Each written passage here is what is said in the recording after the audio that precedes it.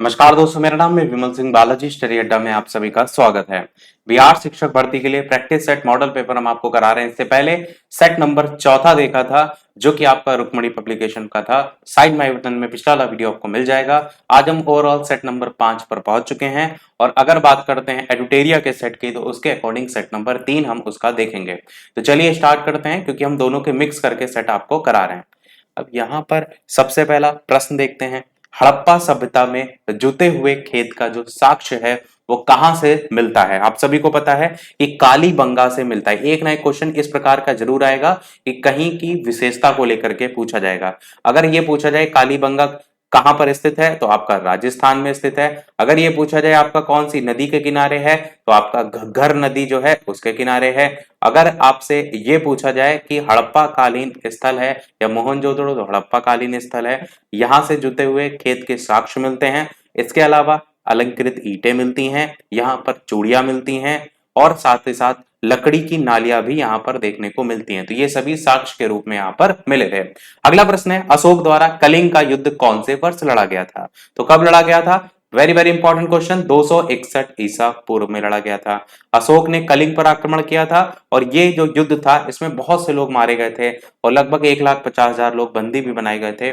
एक चीज ये भी पूछा जाता है कि कौन से शिलालेख में इसका वर्णन किया गया है, तो 13वें शिलालेख में कलिंग युद्ध का वर्णन किया गया है। अगला क्वेश्चन कह रहा है, मौर्य काल में चारागाह के अध्यक्ष को क्या कहा जाता है? तो क्या कहते हैं? आंसर की बात करते हैं तो विविताध्यक्ष कहते हैं। सी वाला आंसर हो जाएगा। अर्थशास्त्र की अगर बात करते हैं तो उसमें टोटल 26 प्रकार के अध्यक्षों का वर्णन किया गया है और जो चारागाह है उसके अध्यक्ष को विविता अध्यक्ष कहा जाता है। अगला कह रहा है, गुप्त काल में पूग किसे कहा जाता है? तो किसको कहते हैं? ये जो है वो न्यायालय जो है उनको कहा जाता है। अच्छा, इस चीज को भी समझिए, न्याय जो गुप्तकालीन न्याय व्यवस्था थी उसमें सम्राट जो होता था वो सर्वोच्च न्यायाधिकारी के रूप में जाना जाता था। और उस समय जो न्यायालय होता था ना, इसको टोटल 4 वर्गों में जो है वो बांटा गया था। कौन कौन से? एक होता था राजा का न्यायालय, दूसरा आपका होता था जो मैंने अभी बताया, अब यहाँ पर पूग जो लिखा हुआ है, और तीसरा जो आपका होता था जिसको हम श्रेणी कहते थे, और चौथा जो होता था उसको हम कुल कहते थे। इस प्रकार से 4 वर्गों में बटा हुआ था। अगला कह रहे हैं, इनमें से कौन सी रचना हर्षवर्धन से संबंधित ही आपकी नहीं है? तो आपको पता है कि हर्षवर्धन ने नागानंद, प्रियदर्शिका, रत्नावली ये तीनों लिखी हैं, परंतु काव्य दर्शन नहीं लिखा है। काव्य दर्शन की स्थापना किसने की थी? तो अलंकार शास्त्राचार्य, और नाम उनका है दंडी। पूरा नाम ना कह के दंडी आपको नाम देखने को मिलता है। ये आपका सही हो जाएगा। अगला देखते हैं, मंदसौर अभिलेख का संबंध इनमें से कौन से शासक से है? तो किससे है? यशोवर्मन से जो है ये संबंधित है मंदसौर अभिलेख। इसमें जो है आपका मालवा के शासक आपके थे जिनका नाम था यशोवर्मन। इनके सैनिक उपलब्धियों का वर्णन इसी अभिलेख से मिलता है। तो सीधे सीधे किस संबंधित है? तो यशोवर्मन से। अगला, मोहम्मद गौरी को भारत में पहली बार किसने हराया था? तो किसने हराया था? आप सभी जानते हैं कि भीम द्वितीय ने हराया था। भीम द्वितीय ने। अच्छा, मोहम्मद गौरी का अगर पहले आक्रमण की बात करें तो कब हुआ था? तो आप कहेंगे 1175 ईस्वी में मुल्तान पर पहला आक्रमण मोहम्मद गौरी जो है उसके संदर्भ में आपको याद होना चाहिए। 1175 के बाद नाम आता है 1178 ईस्वी का। 1178 ईस्वी में मोहम्मद गौरी जो था ना, इसने गुजरात पर आक्रमण किया था। तो मोहम्मद गौरी ने किस पर आक्रमण किया था? गुजरात पर आक्रमण किया था। और अगर बात करते हैं भीम द्वितीय के संदर्भ में, तो भीम द्वितीय ने इसे माउंट आबू के निकट हरा दिया था। और यही पूछा गया था पहली बार यह हारा कब था? तो भीम द्वितीय से हारा था। नाम में ही भीम है। भीम वैसे भी आप जानते हैं कि बहुत शक्तिशाली जो है वो थे, उनसे भी याद रख सकते हैं। अगला क्वेश्चन, दिल्ली सल्तनत में विद्रोहियों के प्रति दुर्बल नीति कौन से शासक ने अपनाई थी? कौन से शासक थे? जलालुद्दीन फिरोज खिलजी। जलालुद्दीन फिरोज खिलजी की अगर बात करें तो खिलजी वंश के संस्थापक अगर आपसे पूछे जाएं तो यही हो जाएंगे। और अगर बात करते हैं खिलजी वंश स्टार्ट कब से हुआ, तो 1290 से हुआ। अगर बात करते हैं कब तक चला, तो 1320 तक चला। अगर बात करते हैं सबसे कम टाइम पीरियड पूरे दिल्ली सल्तनत में कौन से वंश का था, तो खिलजी वंश का था। अगर बात करें सबसे ज्यादा टाइम पीरियड किसका था, तो तुगलक वंश का था, क्योंकि हम ये सारी चीजें पिछले प्रैक्टिस सेट में देख चुके हैं, ये इसलिए रिवाइज करा दिया मैंने। बात करते हैं अगला क्वेश्चन, दिल्ली सल्तनत के कौन से सुल्तान ने सैनिक को नगद वेतन देने की प्रथा का प्रारंभ किया था? तो very very important question, Alauddin Khilji आपका बिल्कुल सही हो जाएगा। अलाउद्दीन खिलजी का समय कब से था? तो 1296 से था, क्योंकि अभी हमने देखा खिलजी वंश 1290 से स्टार्ट हुआ था, पर अगर स्थापना तो जलालुद्दीन फिरोज खिलजी ने की थी, पर अलाउद्दीन खिलजी आए थे 1296 में और पूरा 1316 तक जो है ये चले थे। इन्होंने ही सैनिकों को नगद वेतन देने की प्रथा की शुरुआत की थी, तो यही आपका सही हो जाएगा। पूरे दिल्ली सल्तनत में की थी, ये ना ही आप कहेंगे केवल और केवल खिलजी वंश में। अगला क्वेश्चन है, अद्वैतवाद मत के प्रतिपादक के रूप में कौन जाने जाते हैं? तो आपको पता है 9वीं शताब्दी में जो अद्वैतवाद मत था, इसकी जो स्थापना है वो शंकराचार्य जी ने जो है वो की थी। आपको पता है कि शंकर भगवान जो है उनके समान कोई दूसरा है नहीं, तो अद्वैत होता ही वही है कि जिसके समान कोई दूसरा ना हो, तो ऐसे आप याद रख सकते हैं। इन्होंने ये भी कहा था कि ब्रह्मा और जीव जो है इसकी पूर्ण एकता जो है उसको स्वीकार किया जाना चाहिए, तो ये भी आप चाहें तो याद रख सकते हैं। अगला क्वेश्चन कह रहे हैं, इनमें से कौन से मुगल बादशाह ने न्याय की प्रसिद्ध जंजीर लगवाई थी? इसमें अच्छा क्वेश्चन अच्छे दिए गए हैं, पर थोड़ी सी मिसप्रिंटिंग अगर ना हो तो ये किताब बहुत ही अच्छी हो सकती है। आंसर की बात करते हैं तो आंसर यहां पर आपका जहांगीर आपका सही हो जाएगा। मैंने बताया था ना कि मैथ के कुछ क्वेश्चन के इसमें ऑप्शन में मिस प्रिंटिंग है या तो आपके एक्सप्लेनेशन में मिस प्रिंटिंग है, बाकी क्वेश्चन का लेवल बहुत अच्छा है। न्याय की प्रसिद्ध जंजीर किसने लगवाई? जहांगीर ने। कब लगवाई? 1605 का समय था जब जहांगीर जो है वो गद्दी पर बैठा था, और इसने आगरा के किले में और यमुना के किनारे खड़े पत्थर थे उसके खंभों के बीच ही न्याय की प्रसिद्ध जंजीर लगवाई थी, और टोटल इसने 12 घोषणाएं भी की थी जिसको अलग से इसने प्रकाशित भी करवाया था। बस आप इतना ध्यान रखिएगा कि न्याय की प्रसिद्ध जंजीर जहांगीर। और याद करने में अगर परेशानी हो तो जहांगीर में देखिए जहां गिरे वर्ड आ रहा है, जहां गिरते हैं आप तभी आपको न्याय की आवश्यकता होती है, ऐसे भी तो याद रख सकते हैं। अगला क्वेश्चन देखते हैं। वीडियो लाइक जरूर करते रहिएगा जो भी लोग वीडियो से जुड़ते जा रहे हैं, और शेयर कर सकते हैं तो और लोगों को शेयर भी करते रहिएगा ताकि और लोग भी देखेंगे। 12 प्रश्न देखते हैं। निम्नलिखित में से किसने दारा सिकों को लघु अकबर कहा था? तो किसने कहा था? ये जो है वो लेन पुल ने कहा था। दारा सिकों को इतिहास का अर्थ है लेन पुल, इन्होंने लघु अकबर की संज्ञा दी थी। अगर दारा सिकों की बात करें तो सिर ए अकबर करके आप नाम याद रखिएगा। इन्होंने इस नाम से जो है वो 12 उपनिषद थे जिनका अनुवाद करवाया था, और किस भाषा में करवाया था? तो फारसी भाषा में जो है वो अनुवाद करवाया था। तो ये आपका हो जाएगा। अगला कह रहे कौन से सिख गुरु ने सिखों को एक सैनिक संप्रदाय के रूप में परिवर्तित किया था? तो कौन थे इनमें से? गुरु हरगोविंद आपका ऑप्शन यहाँ पर सी वाला सही हो जाएगा। सिखों के 6वें गुरु थे आपके कौन? श्री हरगोविंद जी। कब से कब तक समय था इनका? 1605 से लेकर के 1645 तक। इसके साथ साथ अमृतसर की किलेबंदी की बात हो, इन्होंने करवाई थी। सिखों को धार्मिक शिक्षा को लेकर के देने को लेकर के बात हो, इन्होंने ही करवाया था। सैनिक संप्रदाय के अगर रूप में परिवर्तित सिखों को किसने किया? तो इन्होंने ही करवाया था। अगला क्वेश्चन कह रहा है विजयनगर के कौन से शासक के काल में अब्दुल रज्जाक ने विजयनगर की यात्रा की थी? तो कि कौन सा सही हो जाएगा? देवराय द्वितीय आपका सही हो जाएगा। 1443 का समय था जब देवराय द्वितीय के शासन काल में फारसी यात्री जो थे जिनका नाम था आपका अब्दुल रज्जाक, उन्होंने आपका विजयनगर की जो यात्रा है वो की थी, और किसके टाइम में? देवराय द्वितीय के टाइम में। वांडीवास का युद्ध बहुत पूछा जाता है, कब आपका हुआ था? तो ये हुआ था 1760 ईस्वी में। किसके किसके बीच हुआ था? तो ये आपका एक तरफ अंग्रेज थे और दूसरी तरफ फ्रांसीसी थे, तो अंग्रेज और फ्रांसीसियों के बीच में आपका हुआ था। जीता कौन था? तो अंग्रेज जीते थे। अंग्रेजों ने फ्रांसीसियों को निर्णायक रूप से आप कहेंगे हरा दिया था। और अगर इस वांडीवास के युद्ध की बात करते हैं तो आपको एक और पॉइंट पता होना चाहिए, वो आपका है तीसरा कर्नाटक युद्ध। तृतीय कर्नाटक युद्ध की अगर बात करेंगे तो ये चला था आपका 1556 से लेकर के 1563 के बीच में। 1556 नहीं, 1756 से लेकर के 1763 तक, और इसी टाइम पीरियड के बीच में आप देख रहे हैं वांडीवास का युद्ध 1760 में हुआ था। तो आप इसको ऐसे भी कह सकते हैं कि तीसरे कर्नाटक युद्ध के दौरान ही वांडीवास का युद्ध आपका हुआ था। अगला कह रहा है अहमद शाह अब्दाली के भारत पर पहले आक्रमण के समय मुगल बादशाह कौन था? तो कौन था आपका? मोहम्मद शाह जो है आपका पहला सी वाला ऑप्शन सही हो जाएगा। समय कब से कब तक है? 1719 से लेकर के 1748 तक के समय का जो था वो अहमद शाह अब्दाली ने पहली बार आपका 1748 का टाइम था जब पंजाब पर आक्रमण किया था। तो आंसर आपका मोहम्मद शाह हो जाएगा, इनके टाइम में हुआ था। अच्छा, अहमद शाह अब्दाली जो था, इसको युग का मोती की संज्ञा भी दी जाती, युग का मोती की संज्ञा, दुर्रे दुरानी की संज्ञा, ये इसके नाम है। अगला क्वेश्चन, प्लासी का युद्ध कब हुआ था? तो 1757 में हुआ था प्लासी का युद्ध। और अगर बात करें किस नदी के तट पर हुआ था, तो भागीरथी नदी के तट पर आपका हुआ था। और अगर आप थोड़ा सा इसको जोड़ करके याद रखें, तो प्लासी में वर्ड आ रहा है प्लास, और प्लास से किसी की खोली जाती है खोपड़ी, तो खोपड़ी से ही आप जोड़ सकते हैं सिर को, और सिर से आप जोड़ सकते हैं सिराजुद्दौला को।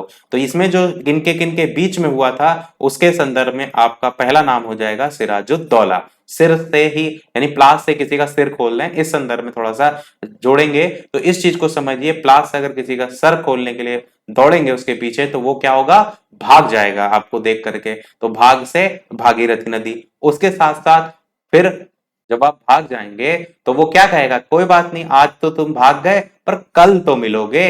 तो कल से क्या हो जाएगा, क्लाइव हो जाएगा। तो दूसरा जो नाम था वो था रॉबर्ट क्लाइव का। तो सिराजुद्दौला और रॉबर्ट क्लाइव के बीच प्लासी का युद्ध 1757 भागीरथी नदी के किनारे, जिसमें जीता कौन था, तो अंग्रेज जीते थे। अंग्रेज कौन, मतलब रॉबर्ट क्लाइव जो थे, ये अंग्रेजों का ही तो नेतृत्व कर रहे थे, तो यही आपके जीते थे। अगला देखते हैं। अगला क्वेश्चन कह रहा है, फैजाबाद में 1857 के विद्रोह का नेतृत्व किसने किया था? तो ये जो है वो अहमद, या अजीम उल्लाह नहीं, अहमद उल्लाह आपका ऑप्शन यहाँ पर सही हो जाएगा।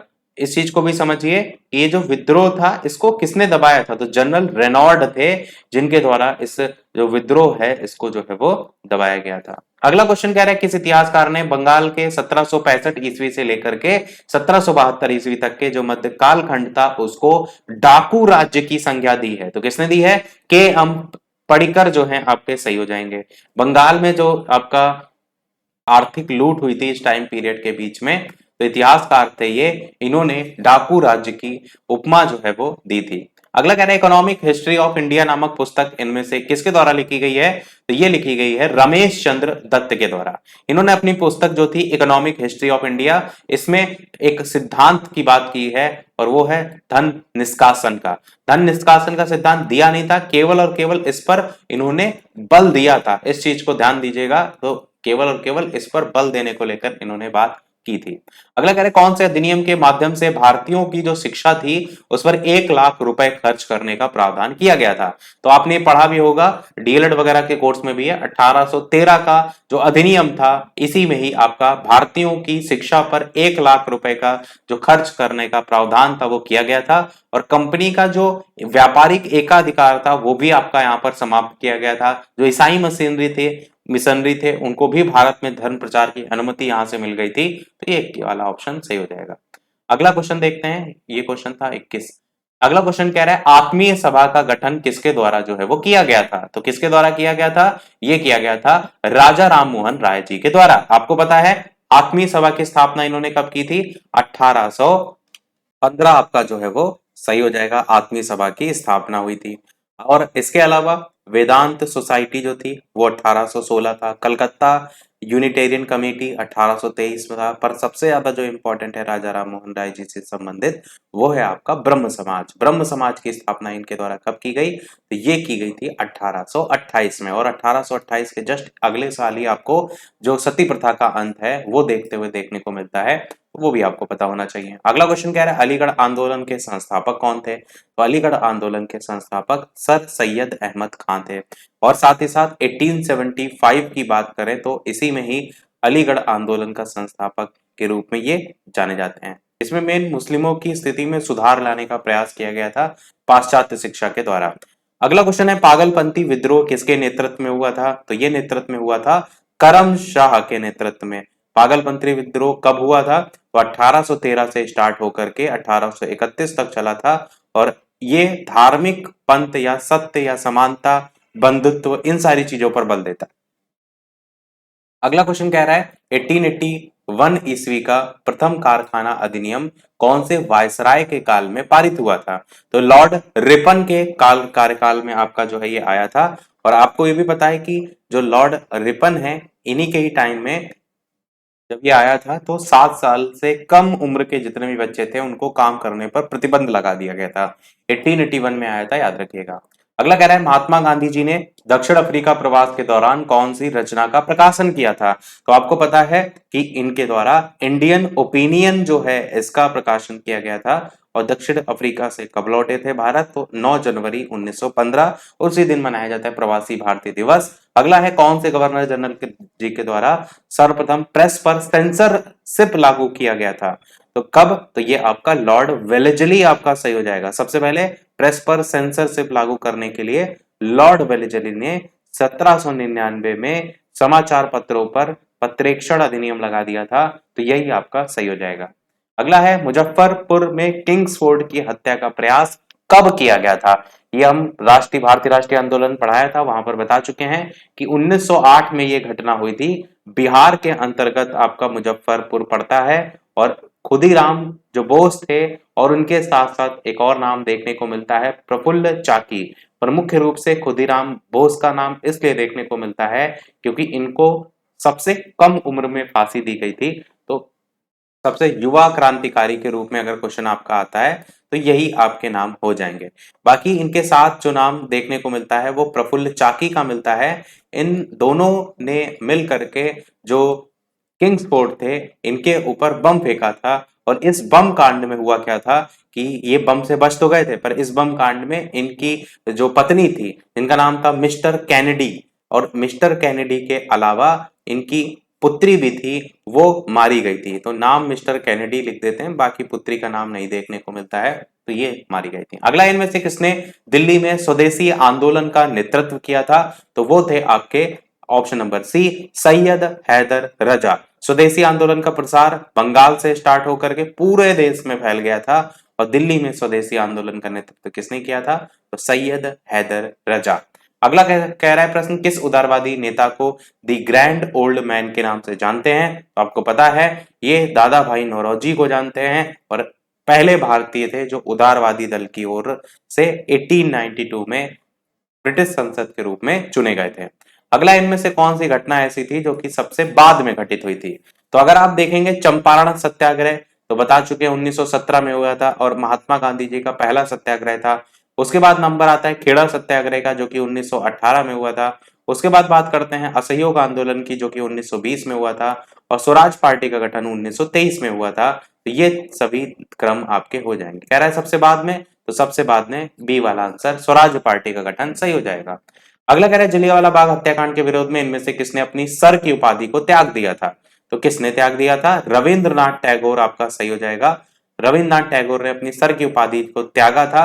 वो इस जलियांवाला बाग हत्याकांड जो कि 1919 में घटना हुई थी उसमें त्यागा था, यानी इस घटना के कारण त्यागा था। पर जब इन्होंने त्यागा था तो वो समय था 1920 का। मैंने कहा था ना कि जो घटना थी वो 1919 की थी, पर जब इन्होंने त्यागा था तब 1920 का समय था। तो इस चीज को ध्यान रखिएगा। हम भारतीय राष्ट्रीय आंदोलन जो पढ़ा चुके हैं उसको अगर आपने देखा है नहीं हो तो जरूर देख लीजिएगा। अगला है महात्मा गांधी जी द्वारा चलाया गया पहला जल आंदोलन कौन सा था। तो बता चुके हम पहला जन आंदोलन के रूप में असहयोग आंदोलन जाना जाता है। और पहला सत्याग्रह के रूप में अगर पूछा जाएगा, दोनों में अंतर है। पहला अगर सत्याग्रह पूछेगा तो आप कहेंगे चंपारण सत्याग्रह जो कि 1917 में हुआ था। और अगर पहला जन आंदोलन की बात करेंगे तो असहयोग आंदोलन हो जाएगा जो कि 1920 में हुआ था। अंतर समझ में आ रहा होगा। देखते हैं अगला क्वेश्चन, इनमें से किसके सुझाव पर भारतीयों को साइमन कमीशन से बाहर रखा गया था। तो यह सुझाव दिया था लॉर्ड इरविन ने। 1926 से 31 तक इनका टाइम था। आपको ये भी याद होगा कि गांधी इरविन समझौता भी हुआ था 31 के समय में। तो ये भी आपको समझ में आ रहा होगा कि कब से कब तक थे। इन्हीं के सुझाव पर ही साइमन कमीशन से बाहर रखा गया था भारतीयों को। और साइमन कमीशन भारत कब आया था, तो साइमन कमीशन भारत 1928 में आपका आया था। और साइमन कमीशन का गठन कब हुआ था, तो आपका साइमन कमीशन का गठन 1927 में हुआ था। साइमन कमीशन वापस जाओ के नारे लगे थे। अगला देखते हैं दूसरा विश्व युद्ध कब शुरू हुआ था। तो दूसरा विश्व युद्ध आपका 1939 से स्टार्ट हुआ था। बता चुके हैं आपको कि 1 सितंबर 1939 की तारीख थी। जर्मनी के पोलैंड पर आक्रमण के साथ ही आपका ये स्टार्ट हुआ था। तो जर्मनी और पोलैंड याद रख सकते हैं क्योंकि यहीं से ही आपका ये स्टार्ट हुआ था। और कब से कब तक चला था, तो ये आपका 1939 से लेकर के 1945 तक आपका चला था। और तारीख 2 सितंबर की थी, तो यहाँ पर आपका 1 सितंबर, यहाँ पर आपका 2 सितंबर। अगला कह रहे हैं इनमें से कौन सा युग्म ऐसा है जो कि सही सुमेलित ही नहीं है, गलत आपसे यहाँ पर पूछा गया है। लॉर्ड रिपन की अगर बात करते हैं तो कम्युनल अवार्ड आपका लिखा हुआ है, ये तो आपका सही नहीं पूछा गया ना। तो इनके कार्यकाल के समय में कम्युनल अवार्ड नहीं आया था, 1932 का टाइम लिखा हुआ है और इस समय लॉर्ड विलिंगटन थे। तो यहाँ पर मैं लिख भी देता हूँ विलिंगटन, लॉर्ड विलिंगटन के टाइम में जो है ये होता है कम्युनल अवार्ड। तो पहला ही आंसर गलत था। लिथगो के समय में अगस्त प्रस्ताव 1940 में आया था, बिल्कुल सही है। डलहौजी के समय में व्यपगत सिद्धांत आया था, राज्य हड़प नीति आई थी और चैमफोर्ड के समय में द्वैध शासन आया था। तो बाकी सभी सही हैं, आंसर हो जाएगा पहला वाला जो कि गलत है। अगला कह रहा है झंडा गीत इनमें से किसके द्वारा लिखा गया था? तो झंडा गीत श्यामलाल प्रसाद के द्वारा लिखा गया था, बी वाला आंसर सही हो जाएगा। विजयी विश्व तिरंगा प्यारा, इसकी रचना किसने की? तो श्यामलाल प्रसाद जी ने की। अगला कह रहे हैं इनमें से कौन सा कोविड वैक्सीन है जो कि डीएनए आधारित वैक्सीन है? तो कौन सी इनमें से है? तो ये आपकी पहली वाली हो जाएगी, जाय कोव डी करके, विश्व की पहली डीएनए आधारित वैक्सीन है ये। और इस वैक्सीन को किसके द्वारा निर्मित किया गया? आजकल कंपनियों के नाम भी पूछने लगता है, तो जाइडस कैडिला करके आपकी कंपनी का नाम है जिसके द्वारा इसको विकसित किया गया। अगला क्वेश्चन कह रहा है कौन सा संगठन है जो कि ऑपरेशन ऑपरेशन ग्रीन को कार्यान्वित करता है? तो ये नेफेड करके जो आप देख रहे हैं ये सही हो जाएगा। ऑपरेशन ग्रीन योजना खाद्य प्रसंस्करण उद्योग मंत्रालय की है और इसके कार्यान्वयन का कार्य किसके द्वारा? तो नेफेड के द्वारा, ये एजेंसी करती है। इसमें बेसिकली जो है टमाटर, प्याज, आलू, इसके अलावा जो जल्दी नष्ट होने वाले कृषि उत्पाद हैं उनको शामिल किया गया है। अगला देखते हैं, आर्थिक सर्वेक्षण किसके द्वारा प्रकाशित होता है? तो वित्त मंत्रालय के द्वारा जो है ये प्रकाशित होता है आर्थिक सर्वेक्षण। और भारत का वित्त मंत्रालय केंद्रीय बजट होने जो पेश होता है ना, उससे पहले आर्थिक वार्षिक सर्वेक्षण जो है वो प्रस्तुत करता है। अगला है सर्व शिक्षा अभियान का उद्देश्य कौन सी आयु के बच्चों में शिक्षा को प्रोत्साहित करना है? तो 6 से 14 वर्ष का एज सही हो जाएगा। सर्व शिक्षा अभियान कब शुरू हुआ? 2001 में शुरू हुआ और मुफ्त और अनिवार्य शिक्षा को लेकर बात की गई है।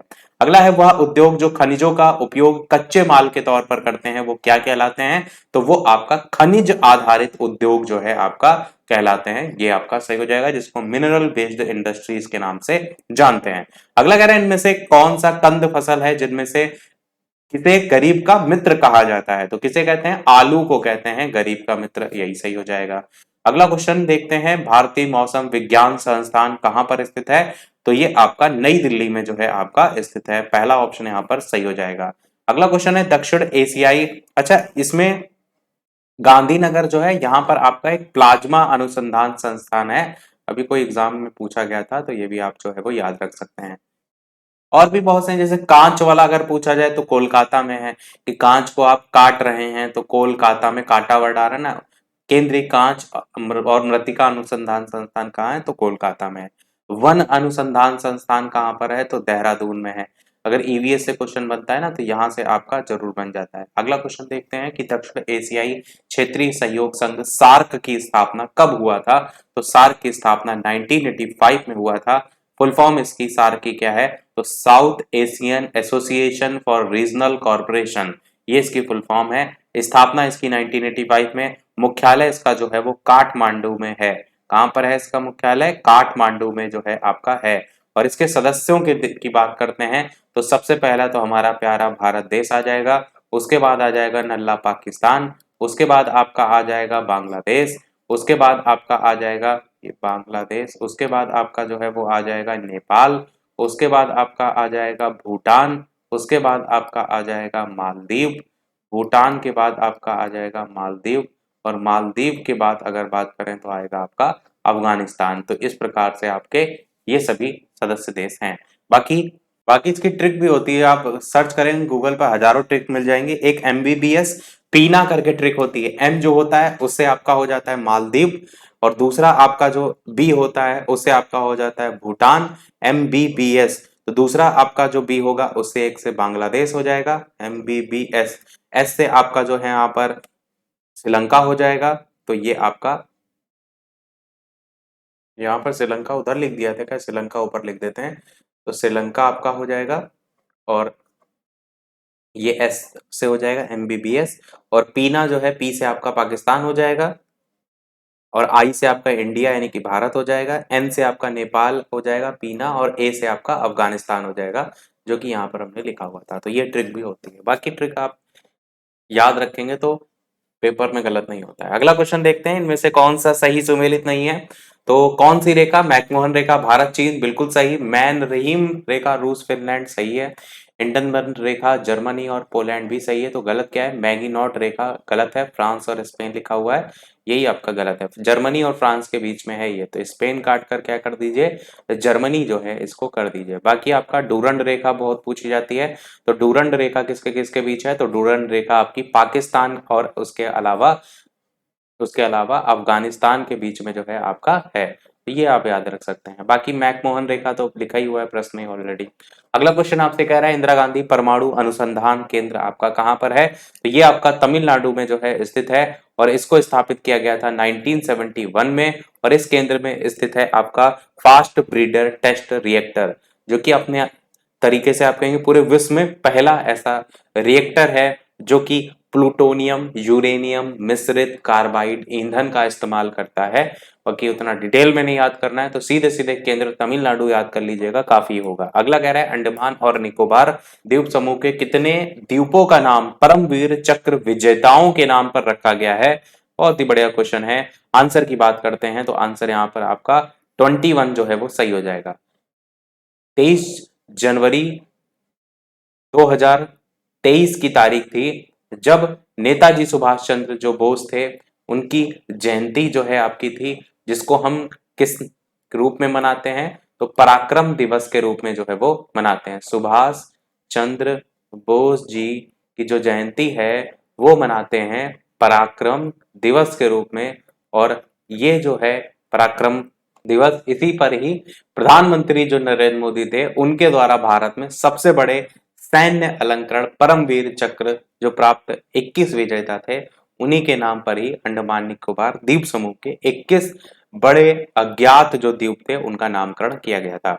अगला कह रहा है दुनिया की पहली तरल हाइड्रोजन संचालित नौका का नाम क्या है, तो इसका नाम आपका हाइड्रा है, MF हाइड्रा, पहला ऑप्शन सही हो जाएगा, और पहली तरल हाइड्रोजन संचालित नौका।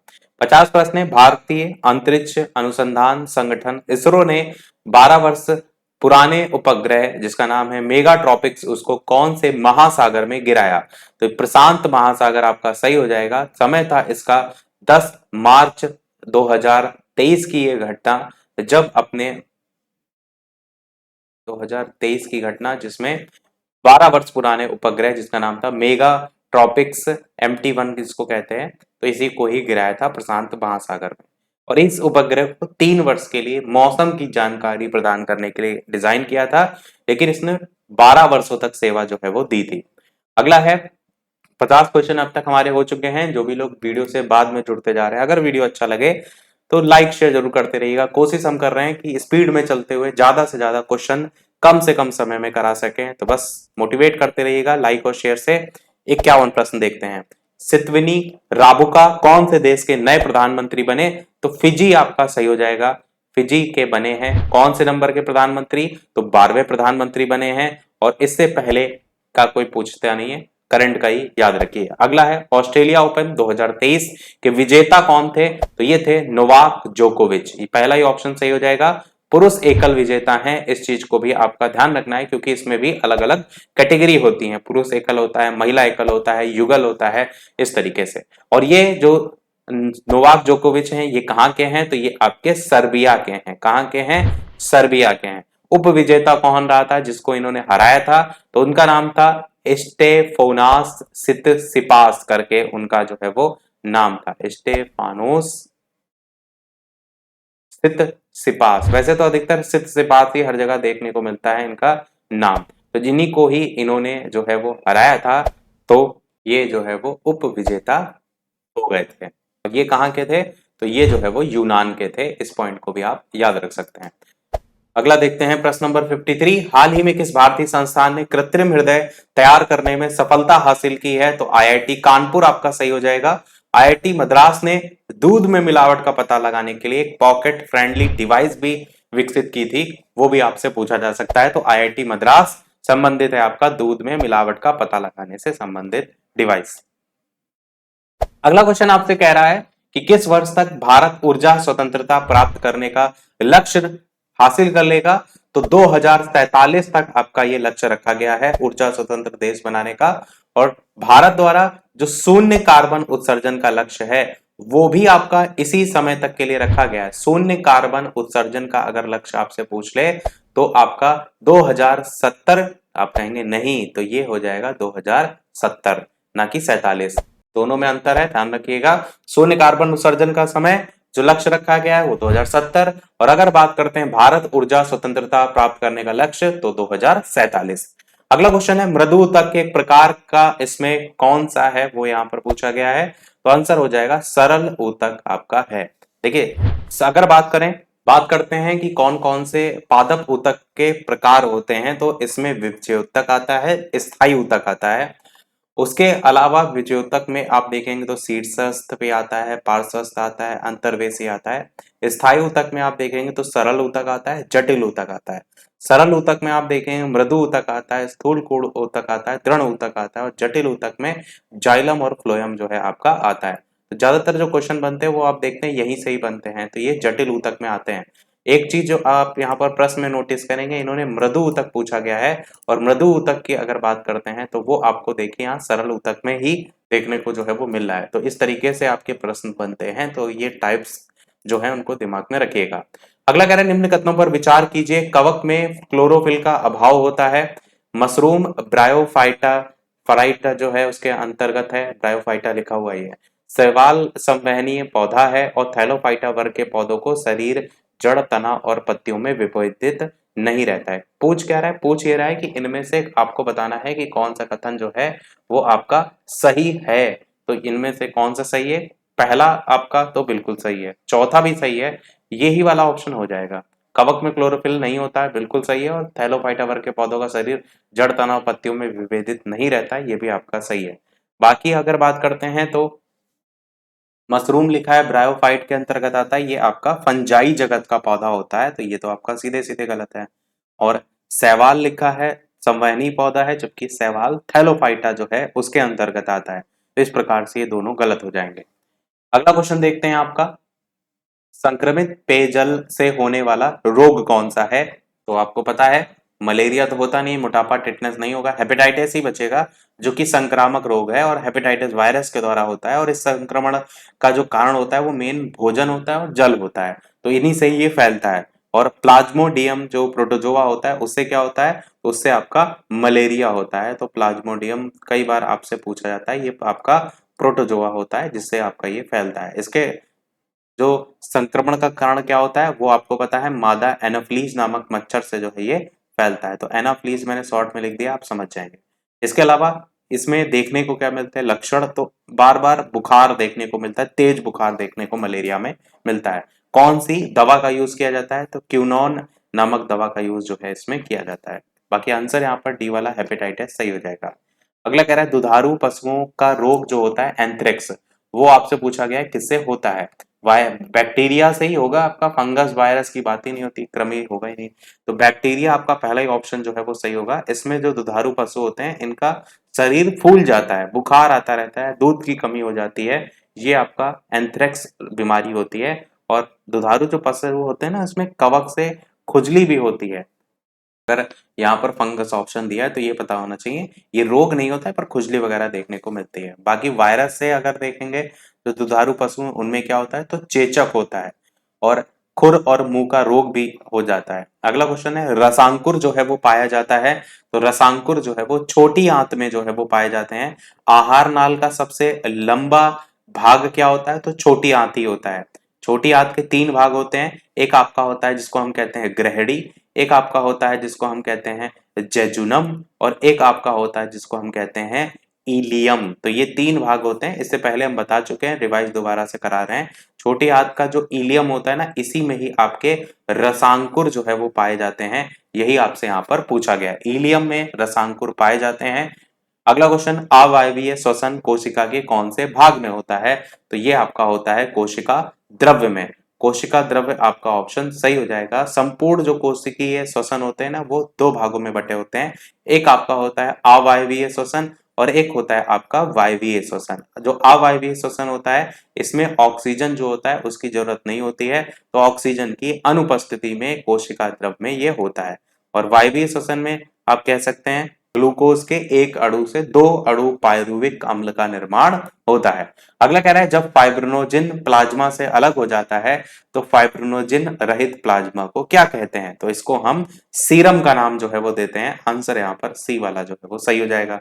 सीरम बेसिकली हल्के पीले रंग का चिपचिपा द्रव होता है और प्लाज्मा में जो उपस्थित प्रोटीन होता है वो प्लाज्मा प्रोटीन कहलाता है, जो कि ऑप्शन पहले वाले में आपको यहाँ पर दिया गया है, जिसमें प्रमुख रूप से फाइब्रिनोजन का नाम देखते हैं, हेपेरिन का नाम देखते हैं, प्रोथ्रोम्बिन का नाम देखते हैं। तो जो भी प्लाज्मा में उपस्थित प्रोटीन होता है उसी को कहते हैं प्लाज्मा प्रोटीन। ये काम किस में आता है प्लाज्मा प्रोटीन? तो अगर रक्त का थक्का की बात होती है कभी भी तो इन्हीं का नाम देखने को मिलता है। रक्त का थक्का बनाने का काम प्लाज्मा प्रोटीन का तो ही होता है। जब ब्लड जमता है ना, चोट वगैरह लग जाती है, तो उसमें जो फाइब्रिनोजन होता है ये प्लाज्मा से अलग हो जाता है और प्लाज्मा का जो बचा हुआ भाग होता है वही कहलाता है आपका सीरम। वही तो पूछा गया था कि फाइब्रिनोजन रहित प्लाज्मा को क्या कहते हैं? सीरम कहते हैं। एस्ट्रोजन स्रावित किससे होता है? तो आपको पता है कि अंडाशय से ये आपका स्रावित होता है। एस्ट्रोजन और प्रोजेस्टेरॉन हार्मोन दोनों के दोनों इसी से स्रावित होते हैं। ये फीमेल हार्मोन होता है और जो भी लैंगिक अंगों का विकास होता है सब यही उत्तरदायी जो है वो आपका होता है। किसमें? महिलाओं में। अगला है नर युग्मक और मादा युग्मक के संयोग से क्या बनता है? तो ये जो है आपका जाइगोट बनता है। क्या बनता है? जाइगोट बनता है। जो विपरीत लक्षण वाले होते हैं युग्मक उनका संयोग क्या कहलाता है? वो लैंगिक जनन कहलाता है। लैंगिक अलैंगिक दोनों बता चुके हैं हम इससे पहले भी। अगला कह रहा है मूल भौतिक राशियों की संख्या कितनी होती है? तो टोटल 7 होती है। और ये कौन कौन से होते हैं? तो आपको पता है लंबाई होता है, द्रव्यमान होता है, समय होता है और ताप होता है आपका, टेम्परेचर, विद्युत धारा होता है आपका, ज्योति तीव्रता होता है आपका और पदार्थ की मात्रा होता है। इसमें भी आपके सभी के जो मात्रक हैं वो होते हैं। जैसे लंबाई का मात्रक मीटर हो जाएगा, द्रव्यमान का किलोग्राम हो जाएगा, समय का सेकंड हो जाएगा, ताप का केल्विन हो जाएगा, विद्युत धारा का एम्पियर हो जाएगा और ज्योति तीव्रता का आपका कैंडेला हो जाएगा और पदार्थ की मात्रा का मात्रक मोल हो जाएगा। अगला क्वेश्चन कह रहा है इनमें से कौन सा कथन आपका यहाँ पर जो है वो असत्य है? तो पहला कथन तो सही है, दूरी में केवल परिमाण होता है। विस्थापन अदिश राशि, ये भी सही है, सारों ही सही है। विस्थापन की दर को त्वरण कहते हैं, ये भी सही है। यानी कि गलत कौन सा है? गलत इनमें से कोई भी नहीं है। क्या होता है आपका? अदिश राशियां जिसमें केवल परिमाण होता है, दिशा नहीं होती है। समय, द्रव्यमान, दूरी, चाल, ये सब क्या है? अदिश राशियां। और सदिश राशियां जिसमें दिशा भी हो, परिमाण भी हो, जैसे बल, विस्थापन, ये सभी आपके आ जाते हैं। विस्थापन की दर को क्या कहते हैं? तो वेग कहते हैं। कई बार डेफिनेशन पूछ ली जाती है। अगला क्वेश्चन आपसे है कि यदि किसी वस्तु में बल लगाने से उसमें कोई त्वरण उत्पन्न नहीं होता है तो वो बल क्या कहलाता है? वो आपका संतुलित बल जो है वो कहलाता है। और यदि किसी वस्तु पर बल लगाए उसमें त्वरण उत्पन्न हो जाए तो उसे असंतुलित बल कहते हैं। ये दोनों का जस्ट अपोजिट हो जाता है। अगला क्वेश्चन आपका है यदि कोई वस्तु किसी द्रव में डुबो दी जाती है तो इनमें से कौन सा कथन होगा जो कि सत्य होगा? तो आपका हो जाएगा कि जो वस्तु का भार होता है वो उत्प्लावक बल से ज्यादा होता है। किसका सिद्धांत है? तो आर्किमिडीज का सिद्धांत है। इनके द्वारा ही ये समझाया गया है कि अगर कोई वस्तु आप डुबोते हैं तो वो अपने भार के बराबर का जो द्रव है वो हटा देती है। तो यदि वस्तु का भार उत्प्लावक बल से ज्यादा होगा तो वस्तु द्रव में डूब जाएगी। अगर वस्तु का भार उत्प्लावक बल के बराबर हो जाएगा तो वस्तु द्रव में तैरने लगेगी। अगर वस्तु का भार आप कहेंगे उत्प्लावक बल से कम हो जाएगा तो वस्तु ऊपरी सतह पर तैरेगा। तो सारी कंडीशन मैंने आपको बता दी। अगला क्वेश्चन देखते हैं, पूर्ण आंतरिक परावर्तन की घटना कब संभव होती है? जब क्या इनमें से होता है? तो पूर्ण आंतरिक परावर्तन के लिए आपको पता है कि सघन से लेकर विरल माध्यम में जब आपका प्रवेश करता है, बी वाला ऑप्शन हो जाएगा, तभी घटना आपकी होती है। प्रकाश सघन माध्यम से विरल माध्यम में प्रवेश करता है। अगला कह रहा है श्वेत प्रकाश जब एक प्रिज्म से होकर के गुजरता है तो वर्ण यानी कि रंग सबसे कम विचलित इनमें से कौन सा रंग होता है? तो आपका लाल रंग होता है। ये बता चुके हैं, शायद पहले या दूसरे प्रैक्टिस सेट में आया था। और इसमें आपको ये पता होना चाहिए टोटल 7 रंगों में विभाजन होता है, जिसमें बैंगनी रंग का प्रकाश का जो तरंग दैर्ध्य होता है वो सबसे आपका कम होता है। तो तरंग दैर्ध्य इसमें सबसे कम होता है, ता करके शॉर्ट में लिख दिया है। इसके अलावा आवृत्ति की अगर बात करते हैं तो आपकी आवृत्ति जो होती है वो आपकी अधिक होती है बैंगनी में, क्योंकि यही गिनी चुनी चीजें वो पूछता है बार बार पेपर में। लाल रंग की अगर बात करें तो प्रकाश का जो तरंग दैर्ध्य होता है वो सबसे अधिक होता है, यहाँ पर जस्ट अपोजिट हो जाएगा। और अगर बात करते हैं आवृत्ति की तो यहाँ पर आवृत्ति जो है आपकी वो कम हो जाती है। अगर विचलन की बात करते हैं तो लाल रंग का विचलन भी सबसे कम होता है, यानी कि जो आवृत्ति है वही हम डिनोट सीधे सीधे कर देते हैं विचलन से। अगला क्वेश्चन आपसे पूछा गया चालक की लंबाई बढ़ाने पर प्रतिरोध पर क्या प्रभाव पड़ेगा, तो आपका प्रतिरोध जो है वो आपका बढ़ जाएगा। पहला ही ऑप्शन सही हो जाएगा, क्योंकि विद्युत धारा का जब प्रवाह लगातार हो रहा है तो उसमें रुकावट होगी, उसको हमको कहते हैं प्रतिरोध। और चालक की लंबाई और प्रतिरोध में होता है आपका सरल संबंध। चालक की लंबाई अगर बढ़ा देंगे तो प्रतिरोध का मान भी बढ़ जाता है, और चालक की लंबाई अगर घटा देंगे तो प्रतिरोध का मान भी घट जाता है। तो यही यहां पर पूछा गया था। अगला क्वेश्चन आपसे कह रहा है बायल्स तथा चार्ल्स के नियम को सम्मिलित रूप से क्या कहते हैं, तो इसको हम सम्मिलित रूप से गैस समीकरण के नाम से जो है वो जानते हैं। ये आपका ऑप्शन यहाँ पर सही हो जाएगा। और समीकरण जो है वो है पीवी बराबर एनआरटी। वैसे तो न्यूमेरिकल की चांसेस कम ही है, पर फॉर्मूले वगैरह तो पता होना चाहिए। अगला कह रहा है समुद्र के जल से नमक को किस विधि द्वारा आपका निकाला जाता है, तो वाष्पीकरण के द्वारा निकाला जाता है। पहला ऑप्शन सही हो जाएगा। समुद्री जल को गर्म करते हैं तो जल वाष्प में बदल जाता है, ठोस नमक क्या होता है, बच जाता है, वही वाष्पीकरण से आपका अलग किया जाता है। अगला एक्वारेजिया में HCl और नाइट्रिक अम्ल यानी HNO3 का रेशियो क्या होता है, तो 1:3 आपका होता है। हाइड्रोक्लोरिक अम्ल यानी कि HCl और नाइट्रिक अम्ल यानी कि HNO3, ये जो है वो नाइट्रिक अम्ल का फॉर्मूला होता है। और सोना, चांदी, प्लेटिनम जैसी जो नोबल धातु है तो ये ना उनको गलाने पर ही आप कहेंगे कि उनको गलाने की जो क्षमता होती है ना वो इस एक्वारेजिया में होती है, तो इतना ज्यादा जो ये हार्ड होता है। इसको हम अम्ल राज के नाम से भी जानते हैं। एक्वारेजिया की जगह अगर अम्ल राज आपसे पूछ लिया जाएगा तो समझ जाइएगा यही पूछ रहा है। अगला कह रहा है विद्युत का सुचालक अधातु जो है वो आपका इनमें से कौन सा है, तो ग्रेफाइट आपका सही हो जाएगा। सोना, चांदी, एल्यूमिनियम ये सब आपकी धातुएं होती हैं। और ग्रेफाइट क्या है, ग्रेफाइट आपका एक अधातु होती है, और प्रश्न में अधातु पूछा गया था जिसमें विद्युत धारा प्रवाहित हो जाती है। ग्रेफाइट आपका अगर अपर रूप की बात होती है तो कार्बन का अपर रूप भी तो आपका है, ये भी तो बता चुके हैं हम। अगला कह रहा है एक द्रव अधातु है, इसमें से कौन सी, तो इसमें से ब्रोमीन आपकी जो है ये आपकी अधातु है। इसकी आप स्थिति अगर बात करें तो आवर्त सारणी में हेलोजन वर्ग में आपका जो है ये आपका आता है। हेलोजन्स में ये ब्रोमीन आता है, क्लोरीन, ब्रोमीन, आयोडीन ये सभी। और ब्रोमीन जो है ये आवर्त सारणी के चौथे आवर्त में आता है और 7वें वर्ग में आता है। अगला कह रहा है पिच ब्लेंड इनमें से कौन सी धातु का अयस्क है, तो किसका है, ये आपका यूरेनियम का जो है आपका अयस्क है।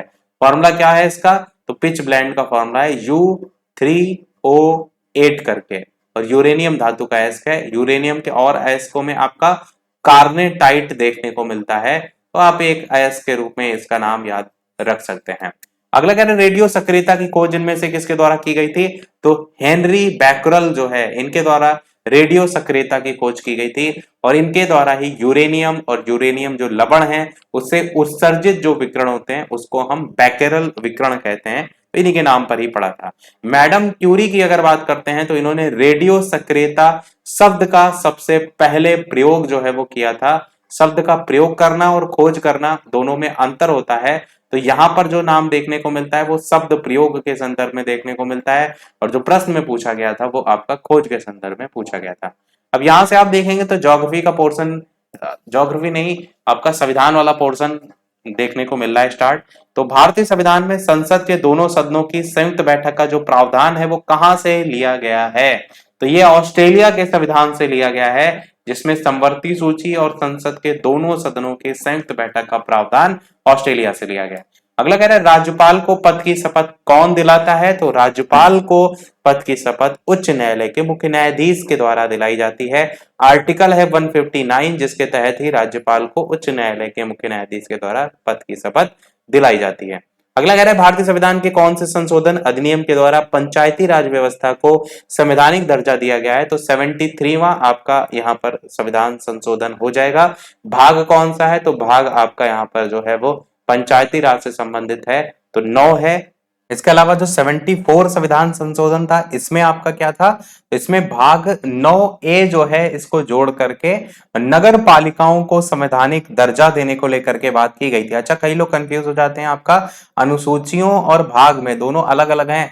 नगर पालिकाओं को लेकर के जो आपका संवैधानिक दर्जा दिया गया था, वो यहाँ पर बात हो रही है किसकी, भाग की।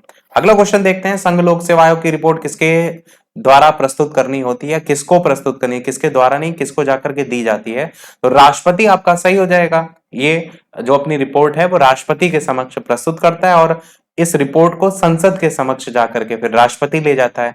तो ये लाते हैं राष्ट्रपति के पास और राष्ट्रपति ले जाते हैं संसद के पास। अगला कह रहे हैं, इनमें से कौन सा अधिनियम है जिसके द्वारा भारत में प्रांतों की स्वायत्तता प्रदान की गई है, तो ये आपका हो जाएगा 1935 वाला। वेरी वेरी इंपॉर्टेंट क्वेश्चन, कई एग्जाम में रिपीट होता है। तो आपको पता है भारत सरकार अधिनियम के तहत भारत में प्रांतों को जो स्वायत्तता दी गई है वो आपका है भारत सरकार अधिनियम 1935। अगला कह रहा है, किसका मतलब है कि सर्वोच्च न्यायालय मामले और उसमें कानूनी जो मुद्दे होते हैं उस पर पुनर्विचार करेगा, तो इसका हो जाएगा अपीलीय क्षेत्राधिकार। और वैसे भी पता है आपको कि जो सर्वोच्च न्यायालय होता है वो आपका जो भी उच्च न्यायालय के फैसले होते हैं उसके खिलाफ सुनवाई करता है। बहुत से जाते हैं ना कि मामला हाई कोर्ट से सुप्रीम कोर्ट में गया, तो अपीलीय क्षेत्राधिकार में ही ये आता है। अगला है, भारतीय संविधान का अंतिम व्यवस्थापक इनमें से कौन होता है, तो वो होता है सर्वोच्च न्यायालय। ये आपका सही हो जाएगा। और संविधान के आर्टिकल की अगर बात करें तो आपको पता है कि अगर सर्वोच्च न्यायालय से संबंधित है तो 1 to 4 है, क्योंकि 24-24 घंटे एक नंबर की कोर्ट आपका वर्क करती है आपके लिए। और 132, 133 और 228 में संविधान की व्यवस्था करने का अंतिम अधिकार सर्वोच्च न्यायालय को दिया गया है, जो कि प्रश्न में पूछा गया था। उसके अकॉर्डिंग भी आप 3 आर्टिकल याद रख सकते हैं। कौन कौन से, 132, 133, 228। अगला कह रहा है, समाजवादी अर्थव्यवस्था में उत्पादन के सभी कारक किसके स्वामित्व और नियंत्रण में रहते हैं, तो ये आपका हो जाएगा राज्य के नियंत्रण में रहते हैं। जिसमें उत्पादन के साधन हैं, कारक हैं, उन पर सरकार का नियंत्रण होता है, संपत्ति का निजी स्वामित्व उसमें नहीं होता है। अगला कह रहा है, महान लोबिस मॉडल का संबंध कौन सी पंचवर्षीय योजना से आपका था, तो आपको पता है दूसरी पंचवर्षीय जो योजना थी जो कि 1956 से स्टार्ट होकर के 1961 तक चली थी, प्रोफेसर पीसी महानलोबिस जो है इनके द्वारा प्रतिपादित विकास युक्ति पर ये जो है आधारित थी। अगला कह रहा है, जनगणना 2011 के अनुसार भारत में सर्वाधिक ग्रामीण जनसंख्या की अगर बात करें तो कौन से राज्य में है, तो ये आपका है, ऑप्शन के अकॉर्डिंग देखें तो ग्रामीण जनसंख्या है, तो आपका ऑप्शन के अकॉर्डिंग तो कोई भी सही नहीं होगा। इनमें से कोई नहीं के साथ जाएंगे, क्योंकि हिमाचल प्रदेश में ग्रामीण जनसंख्या जो है आपकी 90% थी अकॉर्डिंग टू जनगणना 2011 के अनुसार। ये आपका ऑप्शन इनमें से कोई नहीं हो जाएगा। अगला कह रहा है, बजट जो बिहार का है 2023-24 के अनुसार बिहार का विकास दर इनमें से कितना रहने का अनुमान लगाया गया है, तो 15.24% का अनुमान लगाया गया है विकास दर। अगला कह रहा है, प्रति हेक्टेयर उत्पादन की दृष्टि से सबसे अधिक चावल का उत्पादन इनमें से कौन से राज्य में होता है, तो पंजाब राज्य में सबसे अधिक चावल का उत्पादन होता है अगर बात करते हैं प्रति हेक्टेयर की दृष्टि से। पर अगर भारत में सबसे अधिक चावल का उत्पादन पूछेगा तो वेस्ट बंगाल आपका पहले नंबर पर आता है, प्रति हेक्टेयर वर्ड अगर ना यूज किया गया हो। और चावल की ही बात हो पर फसल क्षेत्र के आधार पर पूछेगा तब आपका हो जाएगा यूपी का नंबर, जब बात किसकी होगी, फसल क्षेत्र के आधार पर। तो छोटे छोटे पॉइंट के आधार पर पूरा पूरा आंसर आपका बदल जाता है, और प्रति हेक्टेयर वाला तो पंजाब आपका हो जाएगा। अगला क्वेश्चन आपसे कह रहा है कि आपको सही मिलान करना है कि कौन सा कहां स्थित है। जिम कार्बेट कहां पर है, तो ये आपका उत्तराखंड में है, तो ये तो इससे ही मैच हो जाएगा। बांधवगढ़ कहां पर है, तो मध्य प्रदेश आपका हो जाएगा। दंपा कहां पर है, तो मिजोरम में आपका हो जाएगा। और रणथंभौर तो आपका राजस्थान में है ही है। तो 3, 4 और उसके बाद 2 और उसके बाद 1 यानी सी वाला आंसर यहाँ पर हो जाएगा 3, 4, 2, 1। अगला क्वेश्चन आपसे कह रहा है, भारत में सर्वाधिक वर्षा इनमें से किस या किन क्षेत्रों में होती है, तो सर्वाधिक वर्षा कहां होती है, सर्वाधिक वर्षा होती है पश्चिमी घाट में, हिमालय क्षेत्र और मेघालय वाला आपका ऑप्शन सही हो जाएगा। जहां पर आप देखेंगे तो 250 सेंटीमीटर से भी अधिक वर्षा आपको देखने को मिलती है। और दक्षिण जो पश्चिम मानसून होता है वो उससे इन क्षेत्रों में सबसे ज्यादा वर्षा होती है। आजकल क्वेश्चन ये भी कई पेपरों में देखने को मिल जाता है कि कौन से मानसून से कहां पर वर्षा होती है, तो दक्षिण पश्चिम मानसून जो है इससे ही यहाँ पर वर्षा आपको देखने को जो है वो मिलती है। अगला क्वेश्चन कह रहा है रिंग ऑफ फायर से क्या मतलब होता है, इसका क्या अभिप्राय है। तो रिंग ऑफ फायर का मतलब होता है आपका प्रशांत महासागर में जो भूकंप और जो ज्वालामुखी है उससे जो प्रभावित क्षेत्र होते हैं उसको कहते हैं आपका रिंग ऑफ फायर। और रिंग ऑफ फायर जो है 40,000 किलोमीटर क्षेत्र में आपका फैला हुआ है और इसका जो आकार है वो बेसिकली घोड़े के नाल की तरीके से होता है, जिसको ही हम रिंग ऑफ फायर के रूप में जानते हैं। यहाँ पर भूकंप और ज्वालामुखी बहुत ज्यादा मात्रा में आते हैं। अगला कह रहा है भूकंप जो भूमध्य रेखा है वो इनमें से टोटल जो कंट्री है कितने देशों से होकर के गुजरती है। तो भूमध्य रेखा टोटल 13 देशों से होकर के गुजरती है। भूमध्य रेखा आपको पता है कि जो सेंटर से होकर के पृथ्वी के जाती है, जिसको हम विषुवत रेखा भी कहते हैं, ये पृथ्वी को दो बराबर भागों में बांटती है, उत्तरी गोलार्ध और दक्षिणी गोलार्ध। तो यही आपका जो है वो सही होगा। टोटल 13 देशों से होकर के गुजरती है। कौन कौन से वो देश हैं, तो जिसमें इक्वाडोर आपका आता है, कोलंबिया आपका आता है, ब्राजील आपका आता है, गैबॉन आपका जो है वो आता है, कांगो गणराज्य आपका आता है, युगांडा आपका इसमें आता है, केनिया आपका इसमें आता है, सोमालिया आपका इसमें आता है, मालदीव इसमें आता है, इंडोनेशिया आता है, किरिबाती आता है, साओ टीम करके है इसमें आता है और प्रिंसिप करके आता है। तो इस तरीके से इसमें टोटल 13 देश से होकर के गुजरता है। और ये 3 महाद्वीप भी हैं जहां से होकर के ये आपकी भूमध्य रेखा गुजरती है, जिसमें अफ्रीका हो गया, एशिया हो गया और दक्षिण अमेरिका हो गया। और अगर महासागर की बात करते हैं तो 3 महासागर से होकर के गुजरती है, एक अटलांटिक महासागर, एक प्रशांत महासागर और एक हिंद महासागर। अगर मैप में देखेंगे तो ज्यादा अच्छे से समझ में आएगा, मैंने यहाँ पर केवल रिवाइज कराया है। अगला कह रहे हैं इनमें से कौन सी ठंडी जो है आपकी जल धारा है। तो आपकी इनमें से सभी की सभी ठंडी जल धाराएं हैं। फॉकलैंड की धारा भी है, लेब्राडोर की धारा है, बेंगोला की भी धारा है, ये सभी ठंडी जल धाराएं हैं। अगला क्वेश्चन कह रहा है इनमें से कौन सा देश है जो कि कैस्पियन सागर से सीमा नहीं बनाता है। कौन नहीं बनाता है, ये आपका इराक जो है वो सही हो जाएगा, जो कि कैस्पियन सागर से सीमा नहीं बनाता है। कैस्पियन सागर से 5 देशों की सीमाएं आपकी मिलती हैं, जिसमें आपका रूस आता है, जिसमें आपका अजरबैजान आता है, जिसमें आपका कजाकिस्तान आता है, जिसमें आपका तुर्कमेनिस्तान आता है और इसमें आपका ईरान भी आता है, परंतु इराक नहीं आता है। अगला कह रहा है इनमें से कौन से जिले की जो सीमा है वो रेखा की लंबाई पश्चिम बंगाल से सबसे कम स्पर्श करती है।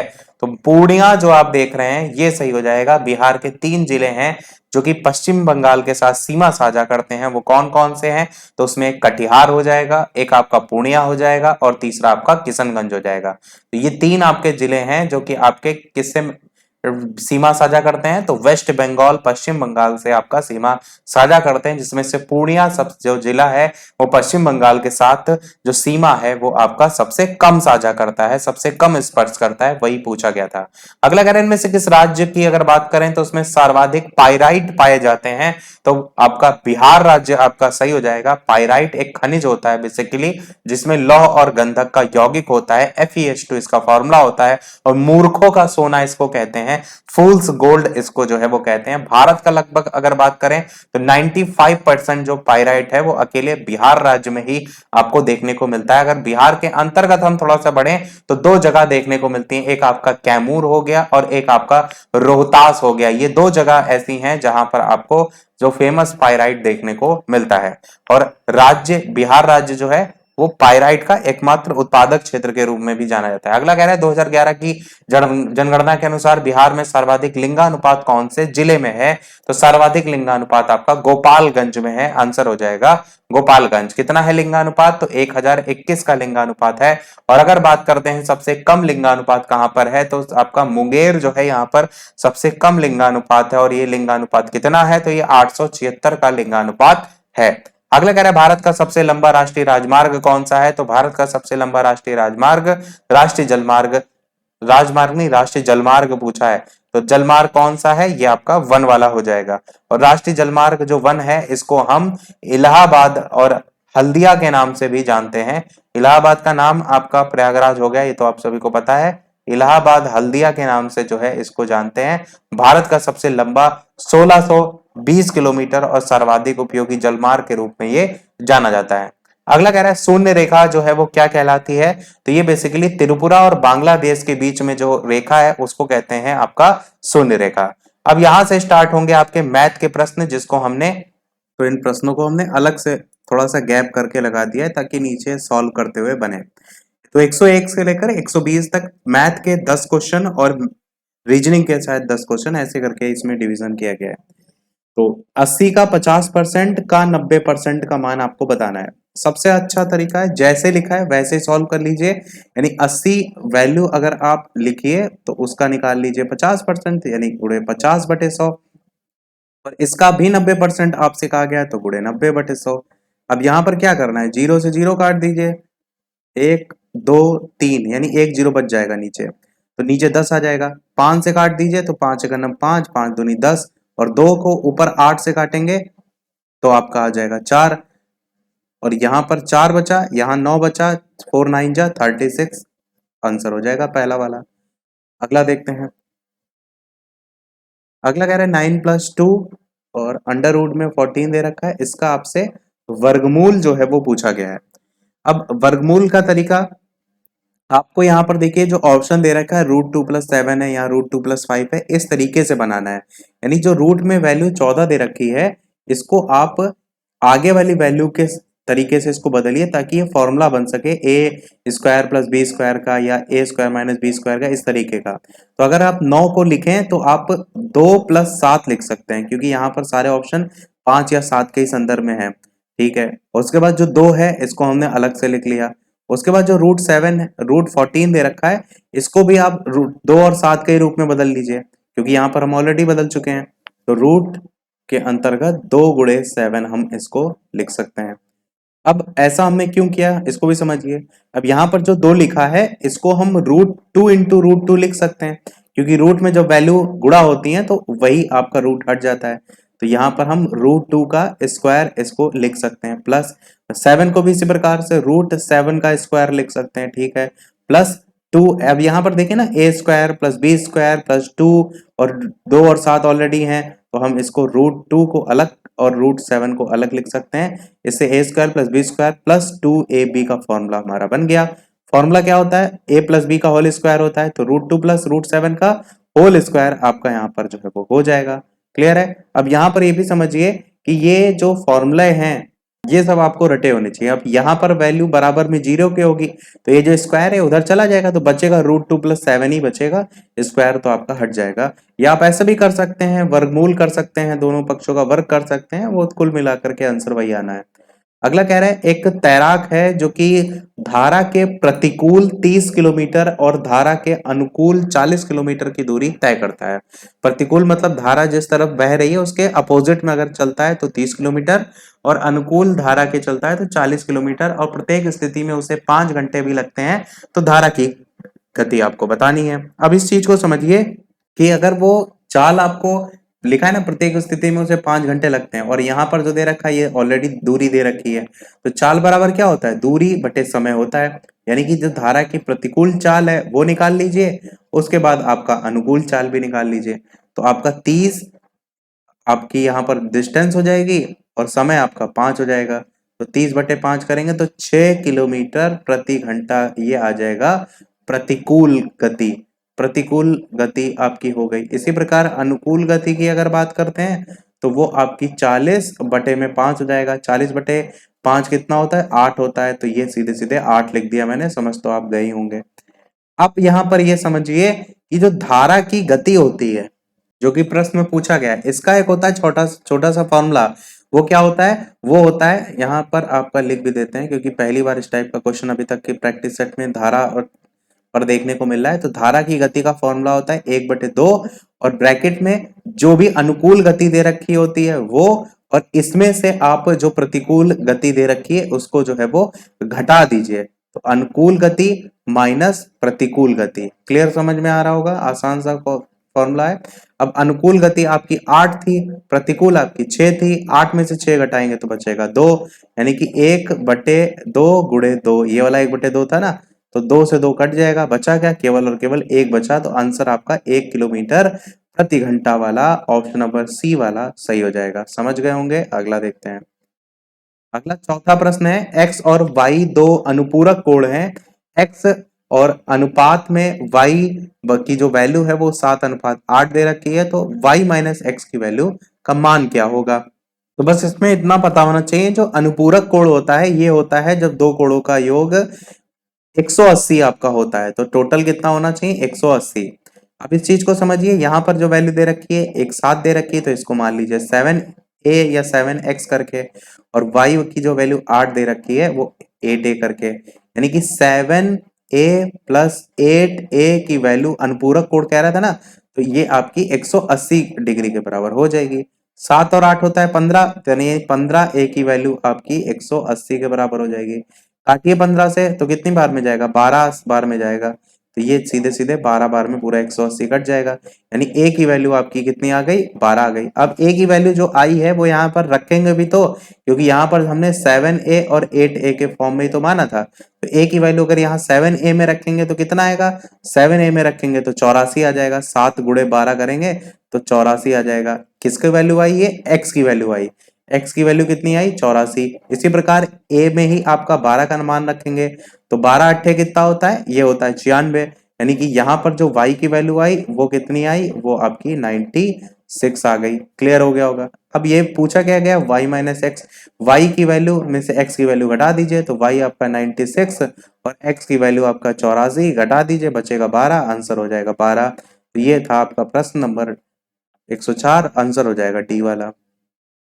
अगला कह रहा है मेस में 36 उम्मीदवारों के लिए 7 दिनों का पर्याप्त भोजन है और 6 उम्मीदवारों ने 2 दिनों बाद परिसर छोड़ दिया, तो बचा हुआ भोजन कितने दिनों तक चलेगा।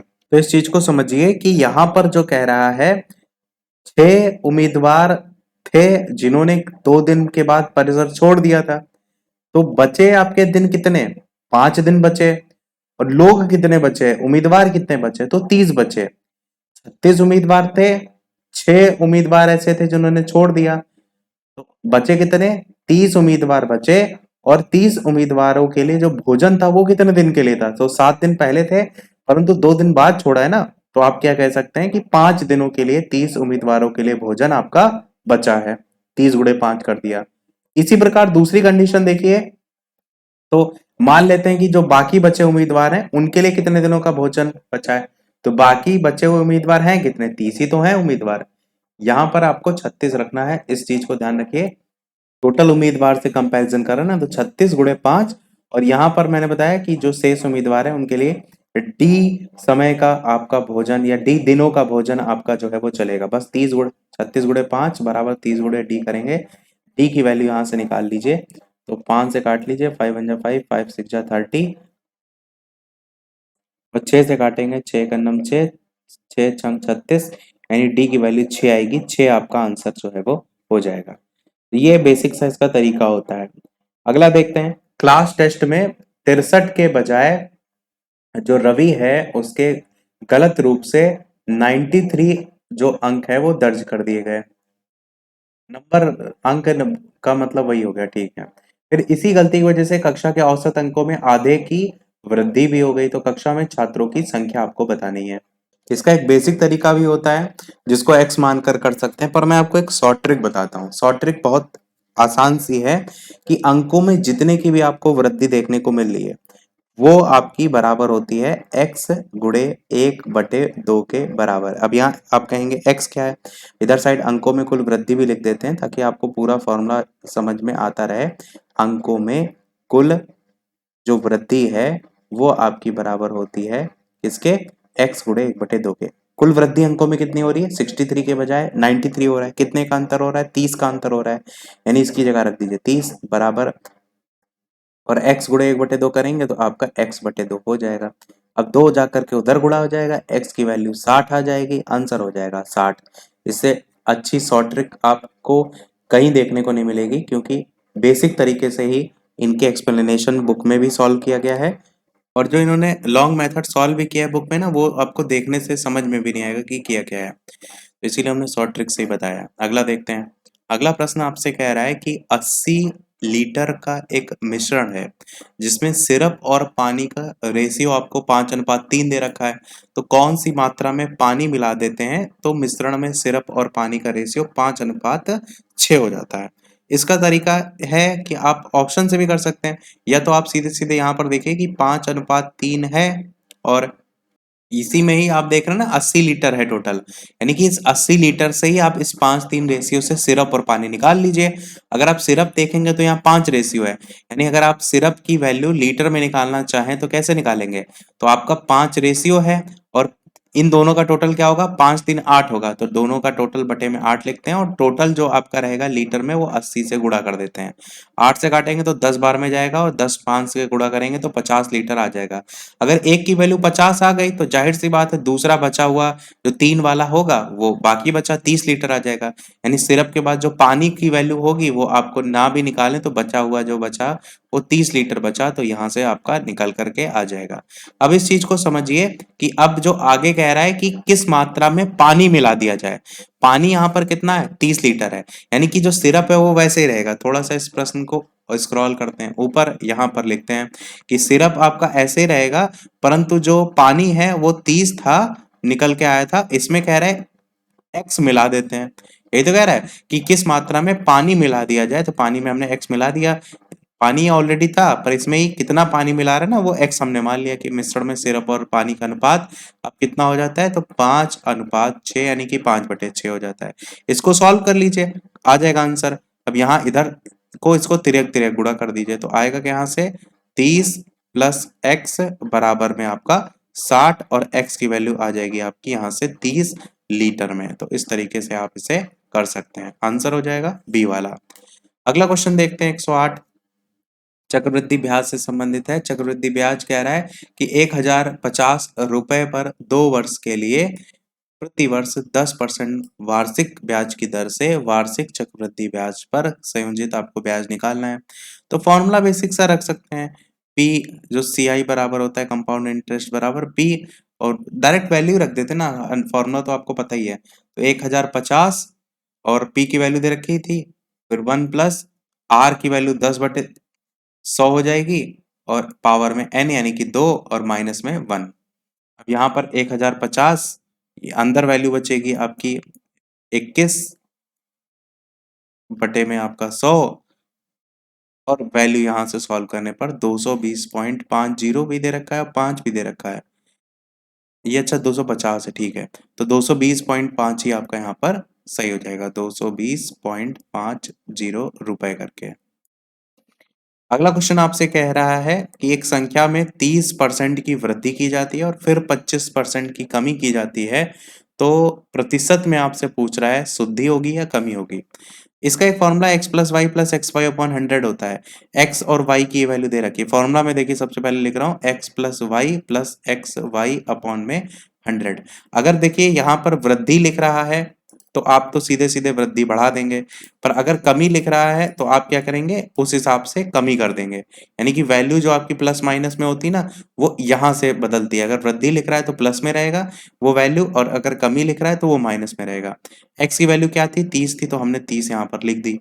वृद्धि की जा रही ना इसलिए प्लस में रहेगी, पर जो 25% वाली वो कमी की जा रही, तो y की वैल्यू माइनस में रखेंगे तो माइनस का 25 हो जाएगा, प्लस एक्स वाई की वैल्यू अगर देखिए तो x की वैल्यू आपकी 30 है और y की वैल्यू आपकी 25 है, और ये वैल्यू आपकी 25 वाली माइनस में होगी, तो ये जो माइनस यहाँ पर लगा क्या देते हैं डायरेक्ट, ये माइनस, ये जो प्लस वाली वैल्यू दे रखी ना यहाँ पर प्लस की जगह हम सीधे सीधे माइनस लिख देते हैं, क्योंकि ये वैल्यू आपकी बाहर से गुणा होते हुए ये वैल्यू मैंने माइनस में आ जाएगी, बटे में आपका जो है वो 100 हो जाएगा। 30 में 25 घटाएंगे तो बचेगा आपका 5, और यहाँ पर क्या बचेगा, तो 25 तिया होगा 75, 750 और बटे में 100 यानी कि 7.5 यहाँ से जो है वो आएगा। अब घटाएंगे तो माइनस में 2.5 बचेगा, 2.5%, यानी कि कमी हो रही है 2.5% की। माइनस में आ रही है वैल्यू मतलब कमी हो रही है, प्लस में अगर वैल्यू आती है तो मतलब वृद्धि हो रही होती है। अगला व्यंजक का मान निकालना है, तो 326 गुणे 2 प्लस 112 को 4 से सबसे पहले डिवाइड करिए तो 28 आएगा, तो यानी कि 326 को ऐसे रहने दीजिए, मल्टीप्लाइड में 2 रहने दीजिए, और यहाँ पर प्लस तो आएगा ही आएगा, पर इसको डिवाइड करने पर इसको इससे 28 आएगा, और माइनस करेंगे तो मल्टीप्लाइड भी कर लीजिए, 2 3 6 हो जाएगा। यहाँ पर देखिए मल्टीप्लिकेशन एडिशन सब्ट्रैक्शन, तो सबसे पहले गुणा होगा तो 652 हो जाएगा, फिर उसके बाद 28 में 6 घटा लीजिए, या जोड़ के भी घटा लेंगे आंसर वही आएगा, +22 करेंगे तो आंसर आ जाएगा 674। आंसर हो जाएगा सी वाला। तो ये हमारे मैथ के क्वेश्चन समाप्त हुए। अब रीजनिंग के 10 क्वेश्चन देखते हैं।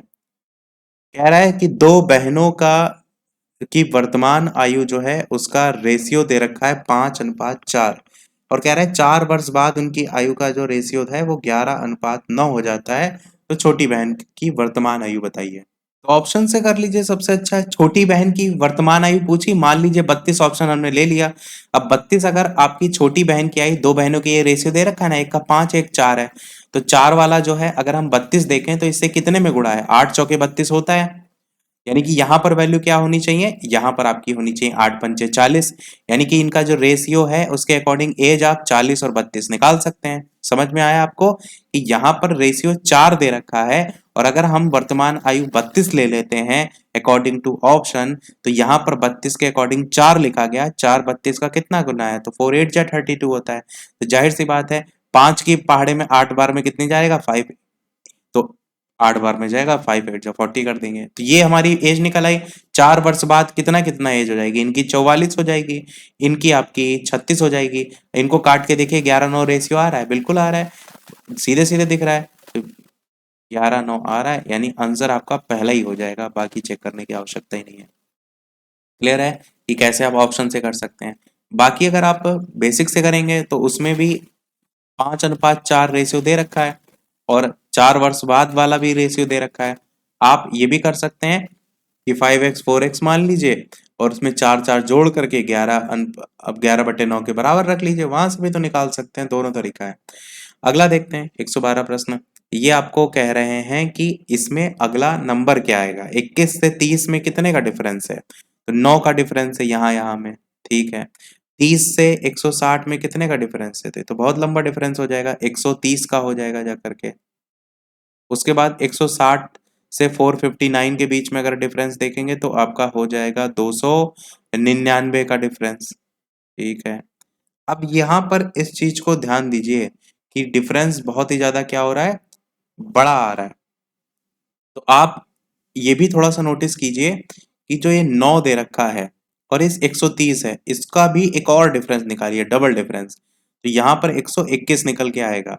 130 से 299 के बीच अगर डिफरेंस निकालेंगे तो 169 डिफरेंस निकल के आएगा। अब यहाँ से आपको सीरीज समझ में आ गई होगी, क्योंकि जो 121 है ना, ये होता है आपका 11 का स्क्वायर, और ये जो आपका 169 है ये होता है 13 का स्क्वायर, और अगला नंबर जो आना चाहिए वो 15 का स्क्वायर आना चाहिए। 15 का स्क्वायर होता है 225, यानी कि यहाँ पर जो अगला डिफरेंस होना चाहिए था वो 225 का आपका होना चाहिए था, और 299 जो आपकी यह वैल्यू आई थी, इसी में ही आप सीधे 225 को जो है वो जोड़ दीजिए।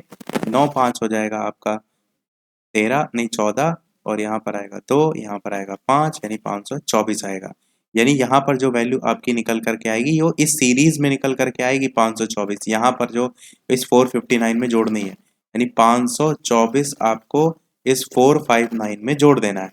तो जोड़ने पर कितना आएगा, 9 10 11 12 13 3 8 9 983 आपका आंसर हो जाएगा इस तरीके से। तो यहाँ पर इतना सीरीज चलाई कि एक ये सीरीज, उसके ऊपर एक और सीरीज, उसके ऊपर स्क्वायर क्यूब की सीरीज। मतलब अगर ये क्वेश्चन आ जाए पेपर में ना तो छोड़ना ही ज्यादा अच्छा होगा, क्योंकि एक क्वेश्चन के चक्कर में 10 क्वेश्चन का समय नहीं आपको बर्बाद करना है। लुप्त संख्या पूछी गई है। यहाँ पर देखिए तो 7 है, नीचे 21 दे रखा है, तो 7 तियां 21 होता है, सीधे समझ में आ रहा है। 21 का 63 में भी आपका 3 गुना होता है, तो ये भी समझ में आ रहा है। 63 का 189 में भी 3 गुना ही होता है, यानी कि 3 3 से गुणा किया गया है। यहाँ भी गुणा कर लिए, 3 चक्कू 12। अच्छा, यहाँ पर जो गुणा किया गया है 3 का 12 से, वो 4 से किया गया है। यानी ऐसा नहीं कि सब में 3 से ही करना है, फिर 12 चौक 48 और 48 गुणे 4 192 हो जाएगा। 4 से मल्टीप्लाइड बेसिकली करना है। यहाँ पर देखिए 5 से गुणा करना है, यहाँ 3 यहाँ 4 और यहाँ पर 5 से।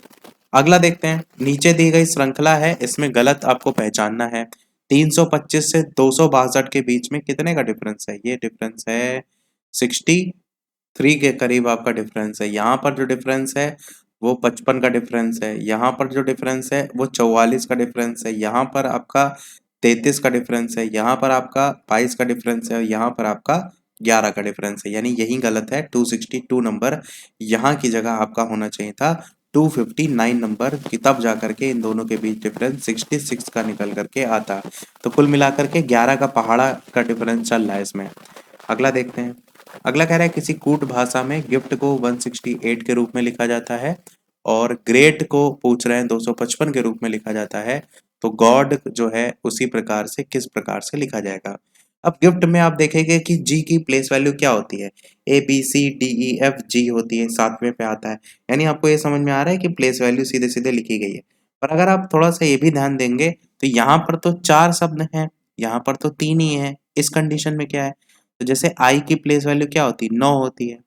अगर हम गिफ्ट को ही देख लें तो जी होता है 7 और आई की जो प्लेस वैल्यू होती है वो आपकी हो जाएगी 9 और उसके बाद एफ की जो प्लेस वैल्यू होती है वो 6 होती है और टी की प्लेस वैल्यू होती है 20। अब यहाँ पर 168 लिखा है, मतलब कहीं ना कहीं इनको जोड़ करके कुछ बन रहा होगा। तो इनको अगर हम जोड़ दें सभी को तो जोड़ने पर क्या आएगा, 20 6 26 9 और 7 यानी 42 आएगा। यहाँ से जोड़ने पर कितना आया, 42 आपका आया। यहाँ पर कितना लिखा है, 168 लिखा है। यानी 42 को भी अभी 4 से गुणा और करेंगे तब जाकर के 168 आएगा। देख रहे हैं कहाँ कहाँ से दिमाग लगा लगा के क्वेश्चन आ रहे हैं कि पहले प्लेस वैल्यू लिखो, फिर उस प्लेस वैल्यू को जोड़ो, फिर उसके बाद 4 से गुणा भी करो, तब 168 आएगा। यानी गॉड के लिए आपको यही करना पड़ेगा। प्लेस वैल्यू क्या होगी, जी की 7, ओ की प्लेस वैल्यू आपकी होगी 15 और डी की प्लेस वैल्यू होगी आपकी 4। इन सबको जोड़ेंगे तो आएगा आपका 26 और 26 को गुणा करेंगे 3 से तो आपका आएगा 78। इतना दिमाग पेपर में मुझे तो नहीं लगता इतनी जल्दी चलता है। प्रैक्टिस जब ज्यादा से ज्यादा करेंगे तभी लगा पाएंगे। अगला देखते हैं। अगला कह रहा है कि 4 अक्षर समूह है, 3 भिन्न है, एक अलग है, अलग वाला छाटिए। जैसे बी और वी में -6 का डिफरेंस है, वी और ई जो है ये जस्ट अपोजिट है और ई और एम में 8 का डिफरेंस, मतलब 8 बढ़ रहा है वैल्यू। इसी प्रकार अगले में देखिए आई से सी में 6 का घट रहा है, फिर सी से के में अगर आप देखेंगे तो 8 बढ़ रहा है।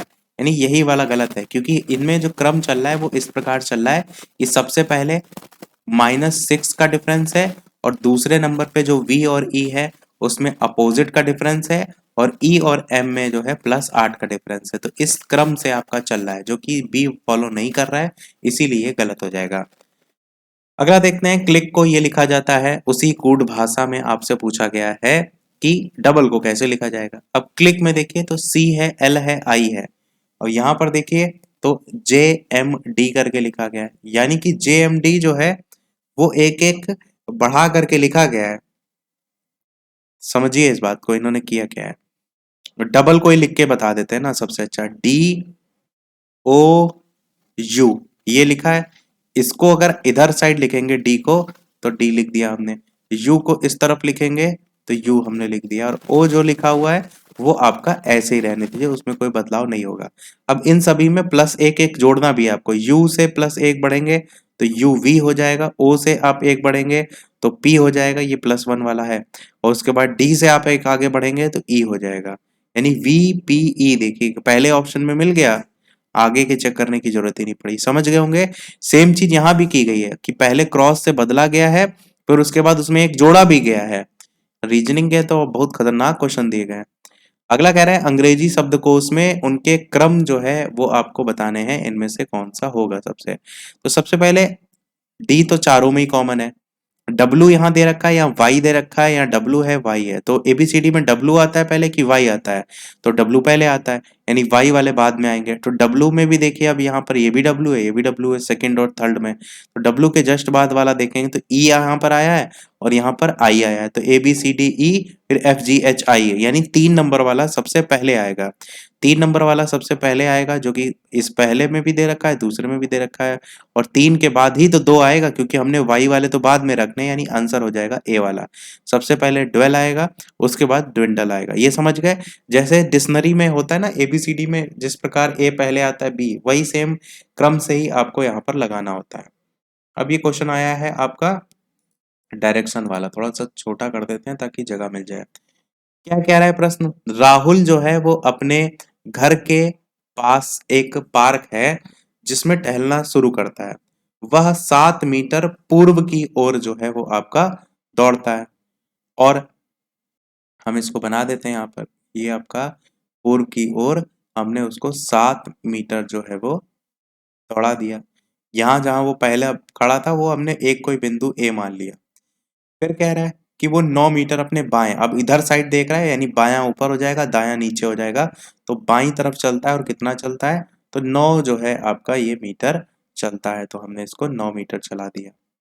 उसके बाद कह रहा है अपने बाईं ओर दौड़ता है 9 मीटर के बाद, नहीं ये तो हो गया। उसके बाद फिर वो अपने दाईं ओर 6 मीटर दौड़ता है, यानी यहाँ से अब वो दाईं तरफ जा रहा है और कितना जा रहा है, तो 6 मीटर जो है ये जा रहा है।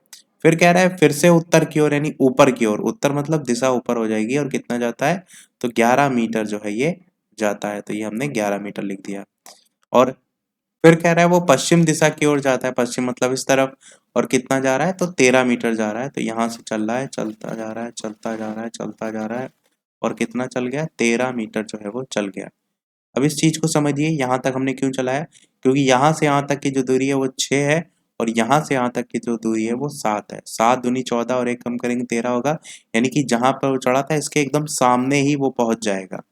ये देख रहे हैं ना, यहाँ से यहाँ तक की इतनी 6 है और यहाँ वाली 7 है, तो ये 13 पर पहुंच गया।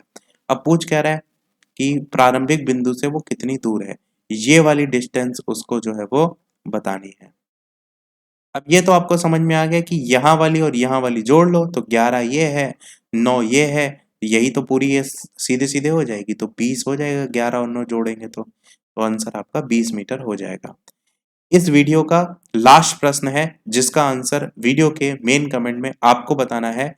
इसके साथ साथ जो भी वीडियो पर नए हो, लाइक अवश्य सभी लोग कर दीजिएगा, ताकि आपके एक लाइक से हमें मोटिवेशन ढेर सारा मिलता रहे और इसी प्रकार हम आपके लिए ढेर सारी मेहनत करते रहें।